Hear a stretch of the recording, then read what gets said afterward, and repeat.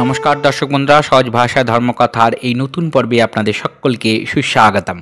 দর্শক বন্ধুরা, হিন্দু ধর্ম পালনকারীদের কাছে মান্যতা আছে ফাল্গুনী পূর্ণিমা বা দোল পূর্ণিমার দিন শ্রীকৃষ্ণ ও রাধিকার মিলনের দিন।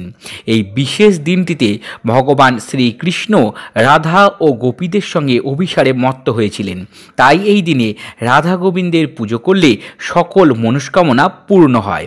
ব্রহ্মদৈবত্য পুরাণ অনুসারে ফাল্গুনী পূর্ণিমায় ভগবান শ্রীকৃষ্ণকে মন ভরে স্মরণ করলে ভক্তের ডাকে তিনি সাড়া দেন।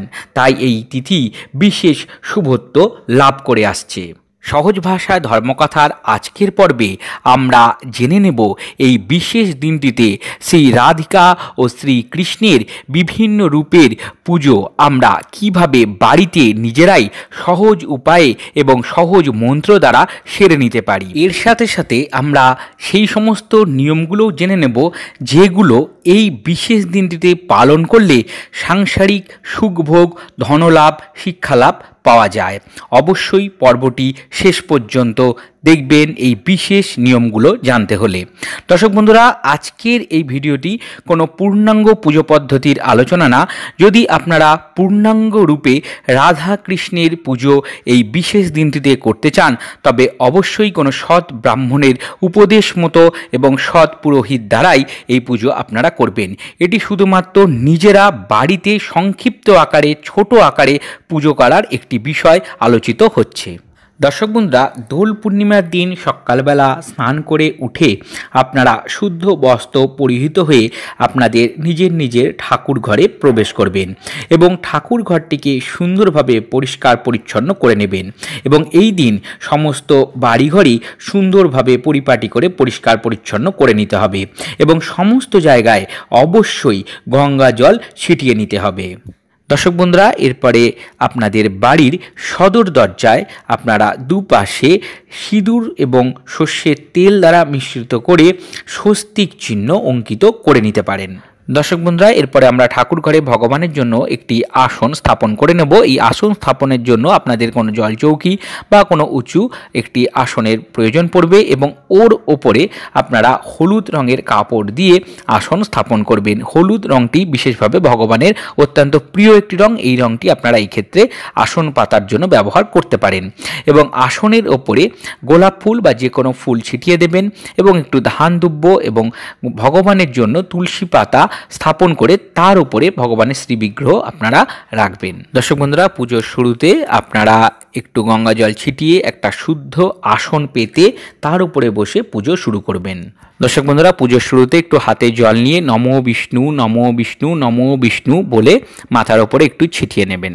দর্শক বন্ধুরা, এরপরে আমরা ঠাকুর ঘরে ভগবানের জন্য একটি আসন স্থাপন করে নেব। এই আসন স্থাপনের জন্য আপনাদের কোনো জল চৌকি বা কোনো উঁচু একটি আসনের প্রয়োজন পড়বে এবং ওর ওপরে আপনারা হলুদ রঙের কাপড় দিয়ে আসন স্থাপন করবেন। হলুদ রঙটি বিশেষভাবে ভগবানের অত্যন্ত প্রিয় একটি রঙ। এই রঙটি আপনারা এই ক্ষেত্রে আসন পাতার জন্য ব্যবহার করতে পারেন এবং আসনের ওপরে গোলাপ ফুল বা যে কোনো ফুল ছিটিয়ে দেবেন এবং একটু ধান দুব্য এবং ভগবানের জন্য তুলসী পাতা স্থাপন করে তার উপরে ভগবানের শ্রীবিগ্রহ আপনারা রাখবেন। দর্শক বন্ধুরা, এরপরে আপনাদের বাড়িতে থাকা ভগবানের যে সমস্ত মূর্তিগুলি আছে, অর্থাৎ সেটা হতে পারে শ্রী রাধিকা এবং কৃষ্ণের মূর্তি বা হতে পারে লক্ষ্মী নারায়ণের বিগ্রহ বা আপনাদের লাড্ডু গোপালের মূর্তি, সেই সমস্ত বিগ্রহকে সামনে নিয়ে আসবেন এবং একটি পাত্রের মধ্যে আগে থেকে পঞ্চামৃত তৈরি করে নেবেন। এই পঞ্চামৃতর মধ্যে থাকবে ঘি, দুধ, দই, মধু এবং চিনি বা শর্করা। এই 5টি দ্রব্য আপনারা জলের মধ্যে মিশ্রিত করে আগে থেকে রেডি করে রাখবেন। এরপরে ওই পঞ্চামৃত প্রথমে ভগবানের শ্রীবিগ্রহগুলির চরণে অর্থাৎ পায়ে প্রথমে দেবেন, তারপরে আপনারা স্নান করিয়ে নেবেন। দর্শক বন্ধুরা, এরপরে পঞ্চামৃত দ্বারা স্নান হয়ে গেলে ভগবানকে গোলাপ জল, একটু জলের সাথে গোলাপ জল মিশ্রিত করে গোলাপ জল প্রস্তুত করবেন এবং তার দ্বারা ভগবানকে স্নান করিয়ে নেবেন এবং সব শেষে শুদ্ধ জল দ্বারা ভালো করে বিগ্রহগুলোকে ধুয়ে নেবেন এবং সর্বশেষে আপনারা একটু ফুল ভগবানের ওপরে ছিটিয়ে নেবেন। এইভাবে আপনারা আপনাদের ভগবানকে স্নান করিয়ে নেবেন। ভগবানকে স্নান করাবার মন্ত্র হলো ইদম স্থানীয়ম ওং ক্লিং শ্রীকৃষ্ণা গোবিন্দায় নমঃ। এই মন্ত্রটি বলতে অসুবিধা হলে আপনারা হরে কৃষ্ণ মহামন্ত্র আপনারা এই সময় জপ করবেন। হরে কৃষ্ণ কৃষ্ণ কৃষ্ণ হরে হরে, হরে রাম রাম রাম হরে হরে। এরপরে আপনারা ভগবানের জন্য যে নতুন বস্ত্র নিয়ে এসছেন সেই বস্ত্রগুলোর ওপর একটু গঙ্গা জল ছেটাবেন এবং মন্ত্র বলবেন ইদম বস্ত্রাম ওং ক্লিং শ্রীকৃষ্ণায় নমঃ। এবং বস্ত্রগুলি আপনারা ভগবানের বিগ্রহকে ধারণ করিয়ে দেবেন, অর্থাৎ পরিয়ে দেবেন। এরপরে আপনারা ইদং আভরণীয় নম বলে ভগবানের যে সমস্ত আভরণগুলো আছে, অর্থাৎ মুকুট, মালা, বাঁশি, কণ্ঠহার ইত্যাদি আপনারা পরিয়ে দেবেন। এরপরে আপনারা ভগবানের শ্রী বিগ্রহের ওপর চন্দন, সাদা চন্দন পরিয়ে দেবেন এবং আতর বা অগুরু আপনারা নিবেদন করতে পারেন। এক্ষেত্রে আপনাদের মন্ত্র হবে এষো গন্ধ ওং ক্লিং শ্রীকৃষ্ণায় নমঃ। এরপরে একটি তামার পাত্রের মধ্যে বা যে কোনো শুদ্ধ পাত্রের মধ্যে আপনারা বিভিন্ন রঙের আবির সাজিয়ে নেবেন এবং একটি পিচকারি, ছোট পিচকারি আপনারা এক্ষেত্রে ব্যবহার করতে পারেন, নিয়ে আসবেন। নিয়ে এসে ভগবানের শিব বিগ্রহের পাশে রাখবেন এবং তুলসী পাতা অবশ্যই এই আবিরগুলোর ওপরে দেবেন। এরপরে আপনারা যে সমস্ত ফুলগুলো নিয়ে এসছেন সেই ফুলগুলো আপনারা হাতে নেবেন, নিয়ে ভগবানের উদ্দেশ্যে নিবেদন করবেন। ফুল নিবেদন করার মন্ত্র হলো এতানি পুষ্পানি ওং ক্লিং শ্রীকৃষ্ণায় নমঃ। এরপরে সাদা চন্দন মাখিয়ে তুলসী পত্র আপনারা ভগবান শ্রীকৃষ্ণের গোবিন্দের চরণে প্রদান করবেন। এক্ষেত্রে তুলসী প্রদানের মন্ত্রটি হবে এ তৎ তুলসী পত্রাম ওং ক্লিং শ্রীকৃষ্ণায় নমঃ। ধূপ এবং দীপ আপনারা এরপরে জ্বালিয়ে ভগবানের উদ্দেশ্য নিবেদন করবেন। আপনারা এক্ষেত্রে ঘিয়ের প্রদীপ দিতে পারেন সাদা পলতে দ্বারা, এবং এই ঘিয়ের প্রদীপের মধ্যে আপনারা 3টে লবঙ্গ দিয়ে দিতে পারেন। এক্ষেত্রে বিশেষ উপকার আপনারা লাভ করবেন, বাস্তুদোষ এক্ষেত্রে কাটে। এবং এই ধূপ এবং দীপের নিবেদনের মন্ত্র হলো এষো ধূপ ওং ক্লিং শ্রীকৃষ্ণায় নমঃ এবং দীপ প্রদানের মন্ত্র হলো এষো দীপ ওং ক্লিং শ্রীকৃষ্ণায় নমঃ। এরপরে আপনারা হাত জোড় করে শ্রীকৃষ্ণের গায়ত্রী মন্ত্র পাঠ করবেন। কৃষ্ণায় বিদ্মহে দামোদরায় ধীমহি তন্ন বিষ্ণু প্রচোদয়াৎ। এরপরে আপনারা কিছুটা ফুল শ্রীচরণে নিবেদন করুন এবং তার সাথে আবির শ্রীচরণে আপনারা দিন এবং তারপরে হাত জোড় করে শ্রীকৃষ্ণের প্রণাম মন্ত্র পাঠ করুন। ওং কৃষ্ণায় বাসুদেবায় দেবকী নন্দনায় চ প্রণত ক্লেশনাশায় গোবিন্দায় নমঃ। হে কৃষ্ণ করুণা সিন্ধু দীনবন্ধু জগৎপতে গোপেশ গোপিকাকান্ত রাধাকান্ত নমস্তুতে। এরপরে হাতে ফুল নিয়ে রাধারানীর প্রণাম মন্ত্র বলবেন। তপ্ত কাঞ্চন গৌরাঙ্গী রাধে বৃন্দাবনেশ্বরী বৃষভানুসুতে দেবী প্রণমামি হরিভাবে আপনারা ফুল এবং আবির ভগবানের পায়ে নিবেদন করুন। দর্শক বন্ধুরা, এরপরে আমরা ভগবানের উদ্দেশ্যে ভোগ নিবেদন করব। এর জন্য ভগবানের পছন্দ অনুযায়ী বিভিন্ন রকমের আয়োজন আপনারা করতে পারেন।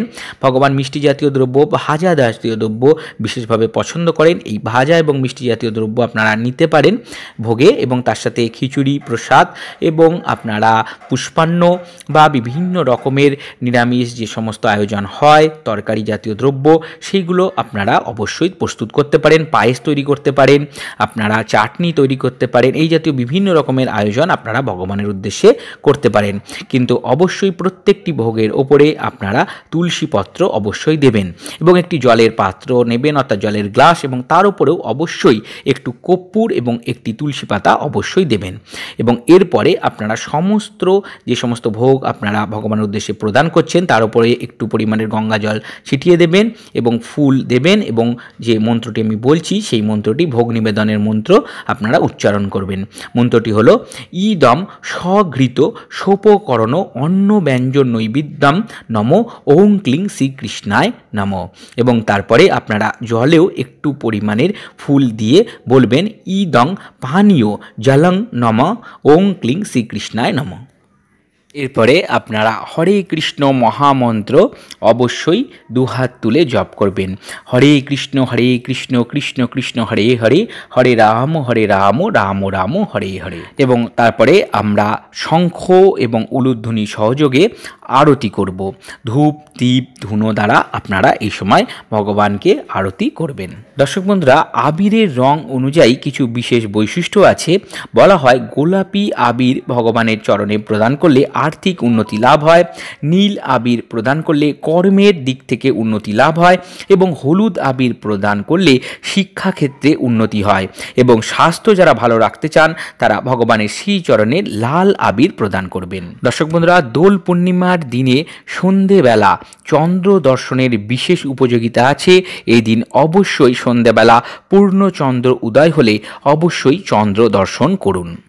দর্শক বন্ধুরা, আমরা দেখে নিলাম দোল পূর্ণিমার দিন আমরা বাড়িতেই কিভাবে শ্রী ভগবানের পুজো নিজেরাই সংক্ষিপ্ত আকারে সহজ মন্ত্র দ্বারা করে ফেলতে পারি। আশা করি পর্বটি আপনাদের ভালো লেগেছে।